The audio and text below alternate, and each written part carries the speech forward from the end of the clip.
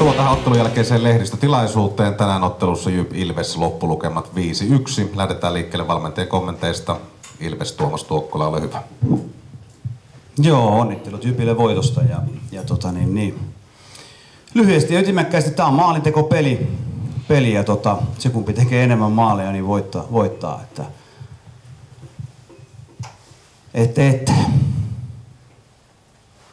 Mitäs tosta? Eka eräs oltiin hyvin liikkeellä ja niinku tässä pelissä matkas mukana ja niinku pelirohkeus on iso asia ja iso sana ja meitä puuttu pelirohkeusta puolustamisesta, minkälaiset paikat annettiin kaverille. Siitä huolimatta pystyttiin aikamoinen määrä luomaan paikkoja ja Tarkki pelasi aika huikean peli ja sitten se söi meitä vähän sitä pelistä, ettei päästy sitten kolmannessa edes päästiin siihen takaisin mukaan, mutta me tehdään töitä. Me jatketaan huomenna pelaamista ja ollaan pelivalmiimpia huomenna 60 minuuttia oltava jäällä kiinni siinä ja nyt me haetaan sitä 60 minuuttia sitä pelirohkeutta ja aktiivisuutta. Ei siinä sen kummempia. Matka jatkuu.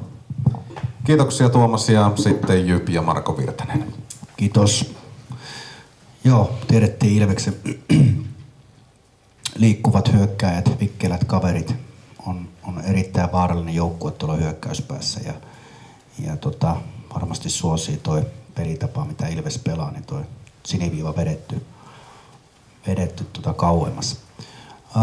Meillä oli teemana se, että 60 minuuttia pystyttäisiin jatkaa. Meillä oli hyviä jaksoja HV-pelissä ja pystyttäisiin varsinkin aloittaa peliä, jatkaa sitä samalla tavalla. Me saatiin hyvä lähtö siihen alkuun. Oltiin tehokkaita maalipaikoissa ja 2-0 puoli varkaan ja sen jälkeen niin ei ihan kestänyt se fokus, mitä me haettiin. Varsinkin vanhemman pään pelaajille tuli muutama semmoinen löppönen kiekonmenetys siniviivassa, mistä sitten olisi saattanut tulla pahojakin paikkoja. Ja toiseen erään niin pyrittiin sama asia tiivistää ja saatiin. Mä oon pikkasen eri mieltä tuosta, mitä Tumppi sanoi, että varmaan niin kuin maalintekopaikoista, että meidän kirjanpidon mukaan toisessa erässä tasakentällisiä. Me laistetaan huippumaalintekopaikkoja, Ilveksellä ei ollut yhtään. Viimeisen erään me saatiin... Mä oon ihan samaa mieltä, meillä oli 0. Joo. 12 oli eka eräs. Joo, okei. Eli ja viimeinen erä, että se me herättiin kyllä siihen ja se mitä me haetaan semmoista fokusta tuohon niinku Westerlundin Erkka lanseerasi hyvin sellaisen sanan kuin, että sattuma voittaminen. Ja sitähän kaikki tässä alkukaudessa hakee, että päästä semmoiseen harmoniaan ja semmoiseen jatkumoon, että se peli olisi niin kuin paketti kasassa koko ajan. Ja kyllä me puhuttiin tämän pelin juonesta tämän pelin kohdalla ja me ymmärrettiin se sitten pikkuhiljaa mitä se on, että siitä krediittiä joukkueelle, toki 5 tehtyä maalia. Se on hyvä juttu kanssa ja sitten lämmittää tietenkin Pilmanin onnistuminen tuossa on ollut kyllä paikkaa ja huonoa tuuria ja kaikkea sellaista, että kiva juttu. Kiitos. Kiitoksia ja sitten kysymyksiä valmentajille. Kysytään ensin Tumpilta siitä nimenomaan sitä toisesta erästä, kun niitä maalipaikkoja ei syntynyt, niin näytti siltä, että ei oikein Tarkille saanut Ilves laukauksiakaan aikaiseksi, niin Jypi peitti vetoja hyvin paljon. Mikä siinä oli Ilveksen puolelta ongelmana? No tietysti niin kuin Marko sanoi, että Jyppi puolusti hyvin ja se, että me päästään tuolta liikenteeseen ja rakentaa niitä maalipaikkoja, niin me ei voida olla ajoittaa aktiivisia, vaan meidän on oltava koko ajan aktiivisia. Silloin kun kaveri antaa paineen ja tukkii sen kentän, niin siinä on oltava niin kuin vähän syvemmänä läsnä siinä pelissä ja silloin se viisikon on reagoitava, on niin kuin kiekottoman pelaajan reagoitava, annettava nopea helppo syöttö ja sitä kautta päästävä haastaan sitä. Ja nyt me oltiin siinä vähän jäljessä ja sen takia meillä oli se 0 maalipaikkaa ja se on niin kuin se harmittava asia, mutta tietysti 3-0 eka erä meidän piti lähteä ajaa takaa, mutta ei kypsyys vielä riittänyt siihen ja tämä on niin kuin valitettavasti se, niin kuin meidän on käsiteltävä nämä asiat ja mentävä eteenpäin ja parannettava. Vielä kolmannesta erässä sen verran mukavasti siellä tunteetkin pääsivät räiskymään. Oliko se tarkoituskin, että se oli se viimeinen keino päästä vielä Jypin pään sisään ja sitten karkumatka alulla?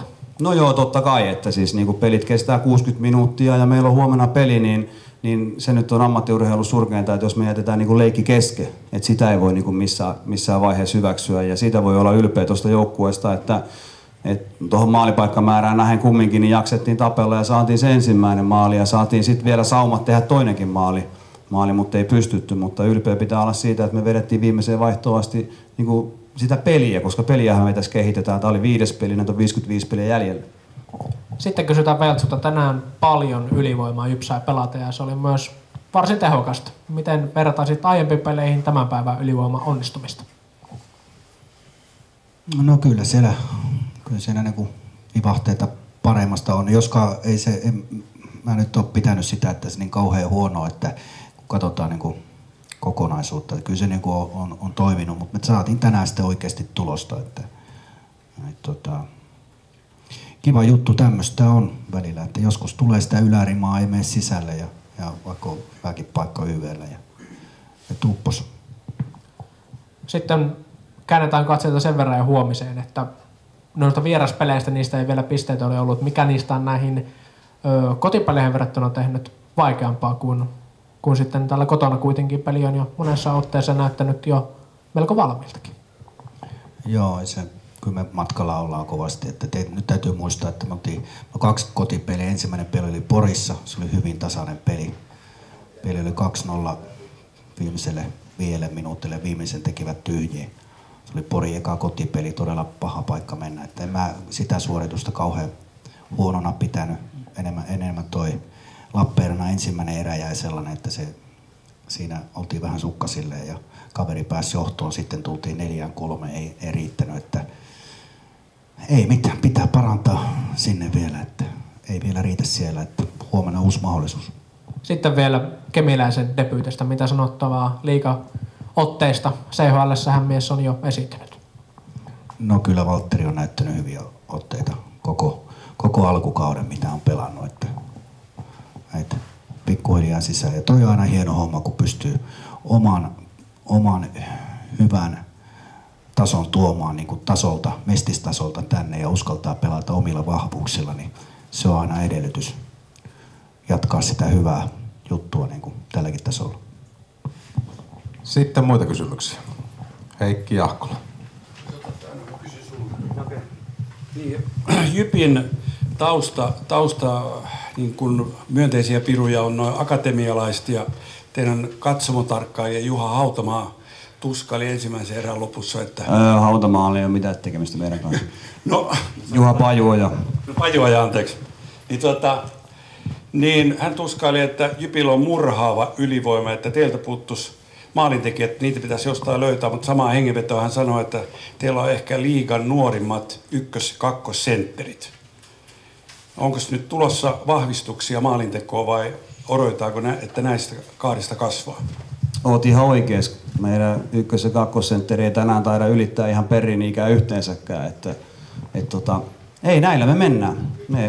Me jatketaan aamulla harjoittelua ja nyt on nuorilla pelaajilla mahdollisuus ja meidän on tuettava ja annettava se mahdollisuus, että ei me haukkumalla ja prässäämällä saada onnistumisia.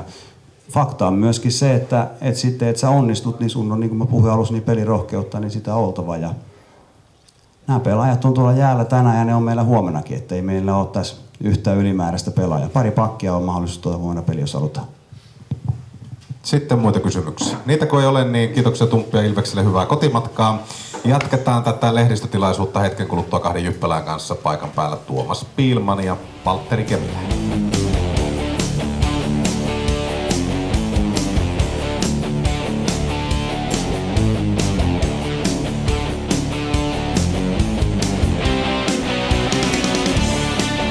Tauko oli lyhyt. Siinä ei jääkaapilla ehtinyt käymään, joten jatketaan saman tien näiden 2 jyppelurin kanssa. Pile tänään, en tiedä voisiko sanoa, että jäällä tömähti pari kertaa.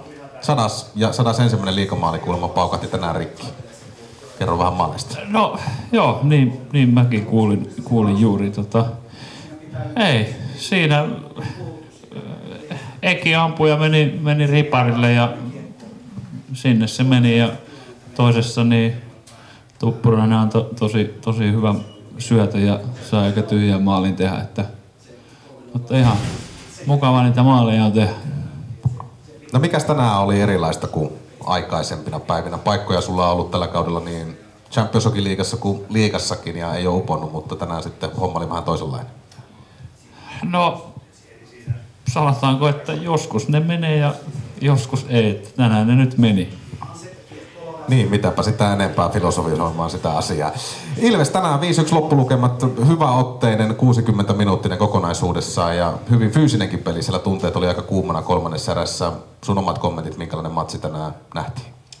No joo, että tänään mun mielestä meiltä oli niinku hyvä 60 minuutin suoritus, että tänään panostettiin siihen alkuun ja toki numerot pikkusen valehteli, että se oli tasaisempi eka erä, mitä numerot antaa, mutta maalit vie aina peliä johonkin suuntaan ja pystyttiin niin hyvin vetämään 60 minuuttia. Et ehkä pienenä särönä se kolmannen erää vähän liikaa jäähyä, mutta alivoima ja Taake taisteli hyvin ja hoiti ne pois, ei kaveri päässyt mukaan. Että, hieno suoritus joukkueelta. Ja tuossa kun katsotaan listaa, niin kyllähän siellä sinun lisäksi myöskin Jani Tuppurainen, Erik Perri, Mikko Mäenpää tänään isossa roolissa, niin kuin mainitsin Taakelta loistavia koppeja tänään. Onnistumisia lailla rintamalla. Joo, kyllä. Se on hienoa, että tulee onnistumisia ja se kasvattaa kaikille itseluottamusta ja nämä Eki ja Alue heidän rooli on tehdä maaleja ja pisteitä, niin se ruokkii niin kuin entistä enemmän sitä. Et hienoa, että tuli. Vieressä Valtteri Kemiläinen. Minkälaiset kommentit Pile vähän vanhempana kollegana Valtteri ensi esiintymisessä Jypin Utussa liigassa? No todella miehekästä. Hän on pelannut erittäin hyvin koko alkukauden ja nyt sillä tavalla ei huomannut eroa muuta kuin CHL vaihtuu liigaksi, että erittäin miehekäs sisääntulo liigan maailmaan ja käytti omia vahvuuksia, kova kuti, kova pelote viivassa ja hienoa, että meillä on tämmöinen pelaaja. No siirrytään sitten yhteen päivän sankariin. Valtteri Kemiläinen, ensimmäinen liigapeli ja myöskin ensimmäinen liigapiste. Omat kommentit pelistä. No kokonaisuutena joukkueelta ja itseltäni aika ehjä 60, että alku oli itsellä vähän ongelmia päästä rytmiin, mutta peli eteni, niin sitä paremmin pääsi siihen peliin kiinni. Ja miten toi Champions League ja kotoinen liiga niin poikkeaa toisesta? Oliko se paljon eroa? No kyllä täällä vähän tuntuu, että karvataan kovempaa sillä lailla, että esim. HV, niin niillä jäi välillä jätkiä vähän pörrää keskialueelle ja ei tultu niin kovaa päälle ja oli erilaisia avauksia. Siellä saattoi tehdä 2 kärkkymää ylös ja täällä on paljon selkeämpää se pelaaminen sillä tavalla, että ei ole semmoisia kärkkyjä sun muita. No milläs fiiliksillä huomenna kohti Savoa ja Niirala Monttua ja Kalpaa kaatamaan? Erittäin hyvillä fiiliksillä, että nyt saatiin se oikeastaan kauden eka ehjä 60 ja siitä on hyvä jatkaa huomenna. Huhut kertoo, että sä oot aika semmonen aamuvirkkukaveri ja yleensä ensimmäisenä tuolla kopissa, palavereissa ja muuten. Niin Valtteri, mikä sun oma näkemys on tästä asiasta, että miten nämä aamuheräämiset sulle toimii? Joo, mä tykkään tulla ajoissa hallilla. Näin se on, aina kun sitä liikaan pääsee, niin myöskin suolaa saa niskansa. Kysymyksiä pelaajille. Debutantin kanssa käytiinkin tuolla pelaajakäytävällä asiat läpi, mutta jutellaan Pilen kanssa vielä hetki. Laitureilla tällä hetkellä Jypissä kovaa kilpailua. Miten itse koet tuon tilanteen? Mun mielestä kilpailu on aina tervettä. Että se on niinku hyvä tilanne, että siinä ei kukaan pääse olemaan liian tyytyväinen. Joka päivä pitää treeneissä niin kuin peleissä niin olla hyvä ja mennä eteenpäin. Että mun mielestä se on hyvä. Siinä ei kukaan pääse niinku tuudittautumaan omaan paikkaansa. Sitten lyhyet kommentit tänään oman kentällisen pelaamisesta. Paljon tuli ehjiä vaihtoja ja tietenkin myös sitten niitä pisteitä. No joo, että ihan mukava, että saatiin, kentällinen sai tänään onnistumisia maalien muodossa, niin ne aina palkitsee sillä tavalla ja vie eteenpäin. Ja ihan tyytyväinen niin kuin kentäesityksiin. Ja näin loppuu vielä ne omat rutiinit, kun tällaiset tuplapelipäivät iskevät päälle, niin mitä niihin oikein kuuluu? No siis nyt pelin jälkeen niin, tästä veryttelee ja venyttelee ja sitten on tärkeä nestetankkaus ja sitten ruoka ja tietenkin pitää katsoa, että mitä sinne suuhun laittaa, että saa energiavarastot taas täyteen huomiseen ja siitä se että tietenkin aina arvotusta monelta sitä pääsee nukkumaan, kun pelin jälkeen keho käy kierroksilla, mutta mä tykkään, että on tuplapelejä. Näihin kuviin ja tunnelmiin on hyvä päättää tämä perjantai-iltainen lehdistötilaisuus täältä Synergia-areenalta. Homma jatkuu tiistaina, silloin Synergialle tulee vieraksi Lahden Pelicans.